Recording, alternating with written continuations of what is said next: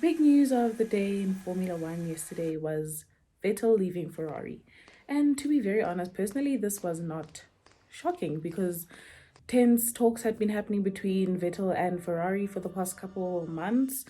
And I mean, was I expecting to go on for a little bit? Yeah, but like, I'm not shocked. So now everyone's asking all these questions. People are shocked, really. And I'm just like, Vettel was not, let's say, he had a Ricardo situation going on at Ferrari where the youngster of the team was getting more out of the team than he was, and he felt, I'm sure, because he says it wasn't about money. Everything in F1 is about money.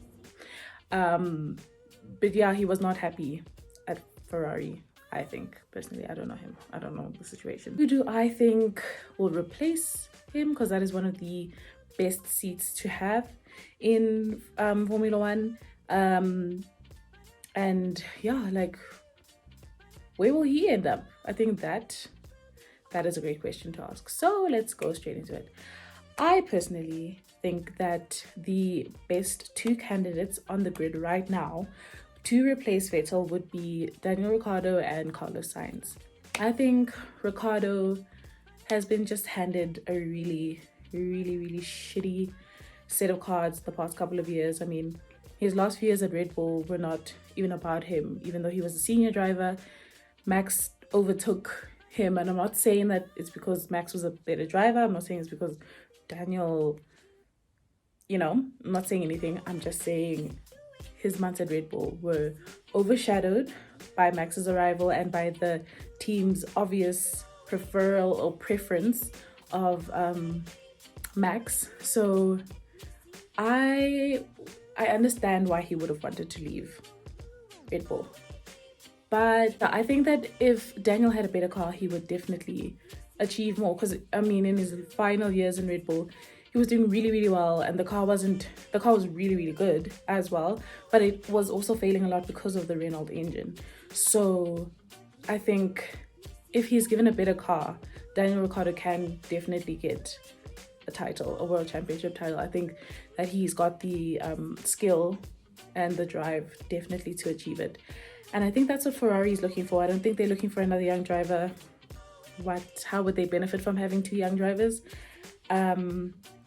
And a lot of people are saying Giovinazzi, and I'm like, no, I don't think Ferrari's gonna have two young drivers, especially because they would not be winning the titles. A lot of people are putting Lewis Hamilton, and Lewis has said many times that he's not leaving Mercedes. And a lot of people are just saying all these weird drivers that personally, I'm not an expert in Formula One, but I do not think that all these other people that people keep putting forward will be the best fit for Ferrari. So my personal opinion would be Ferrari would be winning off the grid, that they would be winning on getting Daniel Ricciardo. I think if they gave him the right car and if they gave him the right backing, he would definitely succeed in that car. I think he's got it in him. The other candidate that I feel would succeed at Ferrari, do very well, would be Carlos Sainz. Now, Sainz is he's a great driver. Let's not get it wrong. He's a great driver. I don't know if he's ready for a Ferrari, but of the people on the grid that are not Hamilton and all the rest, he seems to be the only next option that would make sense to replace Vettel besides Ricciardo. He has the experience, also went Red Bull. He's done very well in McLaren with the car that he was given. He did very well. And I think, as well as same thing with Daniel, he would do very well with the right car, the right backing. So I think he might stay at McLaren just because he's building that relationship, and McLaren's actually on the rise. They're actually doing better. Renault's just so yeah. I think Sainz is the next best. I can't give you stats and all that stuff. I'm not that kind of gal. I'll get there. But yeah. So the next topic of discussion would be, where does Vettel go? Like, what's his next step? So a lot of drivers are out of contract at the end of 2020. This is not news to anyone. Everyone's trying to get a contract going. I think the only two people who are secure are Verstappen and Leclerc. So 18, pretty much 18 drivers are out of contract. We know Hamilton's probably, no, he's going to stay at Mercedes. That's going to be renewed.